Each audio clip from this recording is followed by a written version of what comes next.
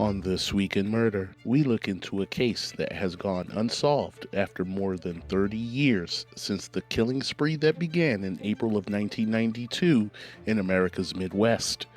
We provide the story from the beginning to the status of current day, as well as theories on the true identity of the I-70 killer. On This Week in Murder. On April 8th, 1992, Robin Fuldauer was a 26-year-old manager at Payless Shoe Source on Pendleton Pike in Indianapolis, Indiana. She was working in the store alone after a coworker had called out and she was filling in for them.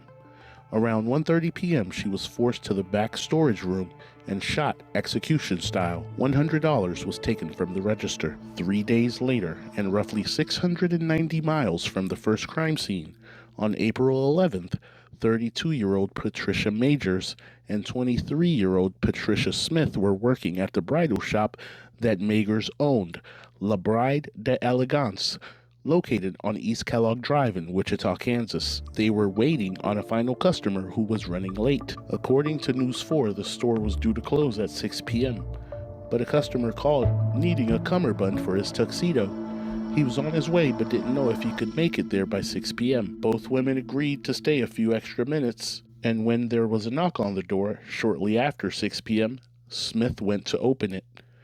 Instead of the customer, she stared into the eyes of her killer. The man forced both women to a back room and made them lay face down.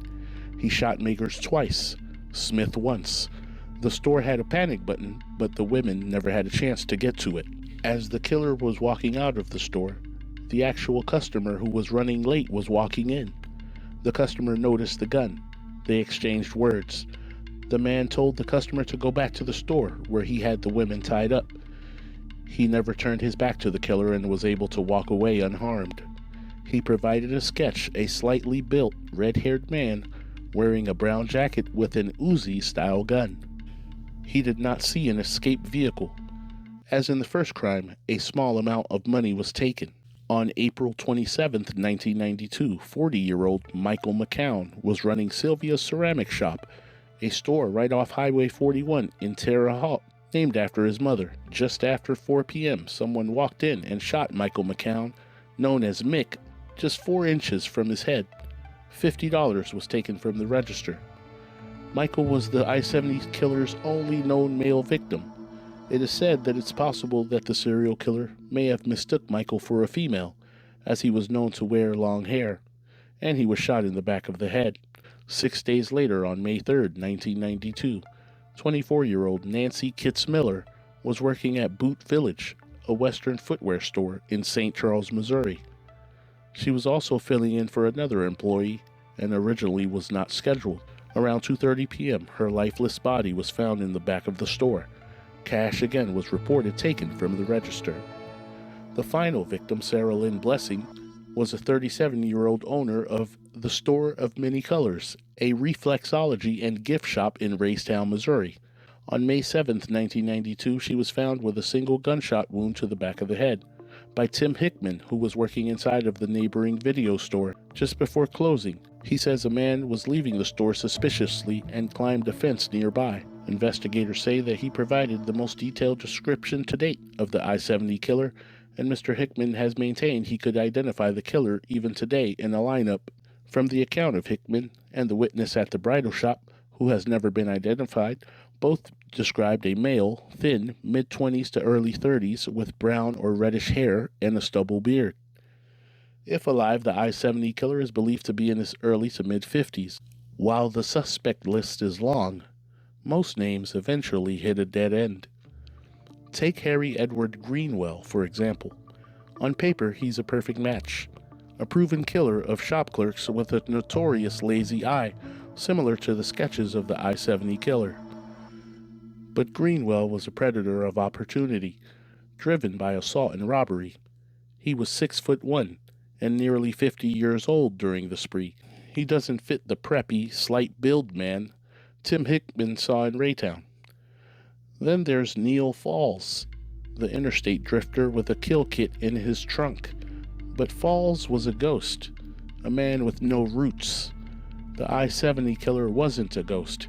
He was someone who knew the streets, someone who could blend into a specialty boutique without raising an alarm. Neil Falls targeted sex workers in Nevada and West Virginia that he met online between 2003 and 2015.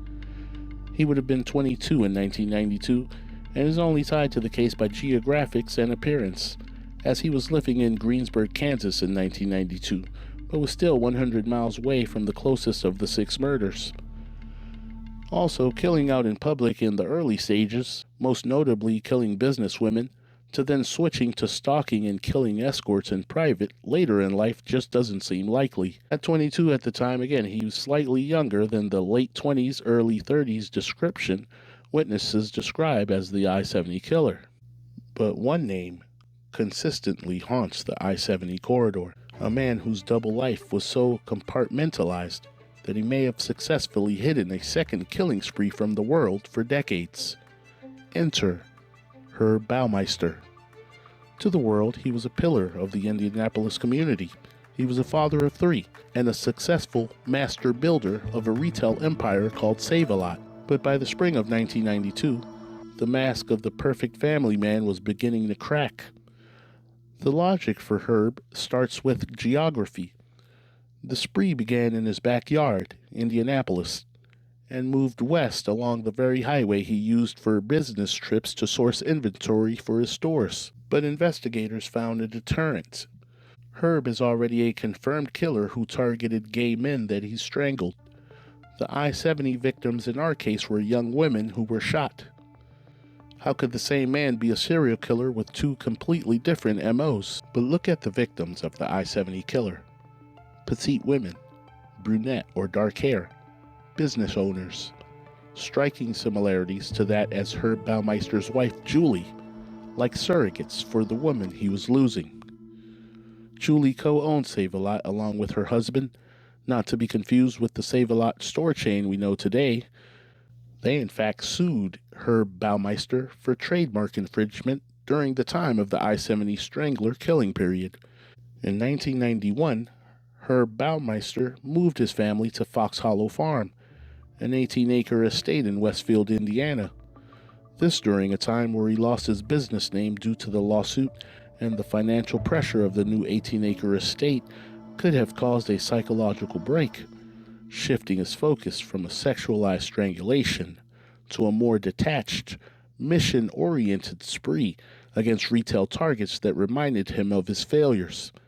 He was also diagnosed with paranoid schizophrenia and antisocial personality disorder when he was younger, and it is not believed that he was taking any medication or receiving treatment. And then there's the final clue, the gun.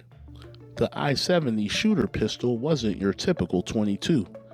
The gun used in these shootings was the rare German Irma Werk ET-22, a collector's piece. To fire it effectively, the killer had to manually polish the bullets to prevent jamming. This wasn't the work of a random drifter. This was the work of a perfectionist. Herb's father was a doctor and a World War II veteran. The exact kind of background where a rare German Luger-style pistol might be found in a desk drawer or a family collection.